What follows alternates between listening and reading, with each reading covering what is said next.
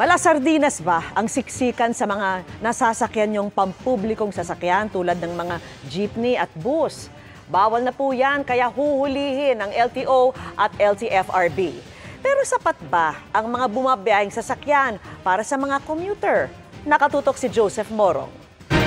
Pasok na fresh, uuwing mandirigma. Umaga pa lamang marami na nakikipagpambuno para makasakay sa mga pampublikong sasakyan kahit tayuan o parang siksikang sardinas na. Sa dami po ng tao, kaya napipersa na sumabit.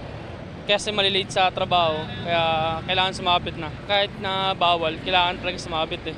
Sa Commonwealth Avenue sa Quezon City nga, ganyan pa rin kahit tanghali na. Opo, para lang po makauwi syempre. Galing work, pagod na pagod, gusto na makauwi. Pero babala ng Land Transportation, Franchising and Regulatory Board o LTFRB, bawal ipagsiksikang parang sardina sa mga pasahero. Huhulihin ng mga ganyan kasama ang Land Transportation Office o LTO. Yung mga modern jeep halimbawa, merong capacity na hanggang 32 pero depende yan sa klase ng modern jeep. Meron 24, 26.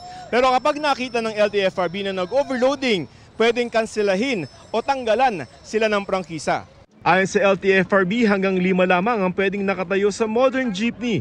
12 hanggang 32 naman ang limit ng mga pasahero sa tradisyonal at modern jeepney depende sa kapasidad nila.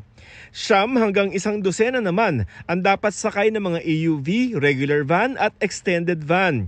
Hanggang 50 naman kung mga pampublikong bus. Pero may mga nakita naman kaming ilang modern jeep na nagpapaalala laban sa overloading. Kapag nag-overload po tayo, then nako-compromise yung safety and it is no longer convenient for the passengers. Hati ang mga pasahero sa anti-sardinas na polisiya na ito. Minsan kasi pagka may ubo, yan, mahirap kasi talaga magsiksikan. Nagmamadali po. Walang multa sa mga sasabit o tatayo mga pasahero pero ang mga operator ng PUV pagbumultahin ng 5,000 pesos bukod pa sa pwedeng mawala ng prangkisa. Ngayon pa lamang marami ng hirap makasakay o nakikipagpambuno lalo pag rush hour. Kaya paano kung mga pasahero ang mapilit? Wala po kaming magagawa sir kasi pasahero, rush hour, hindi namin kayang awatin yung pasahero.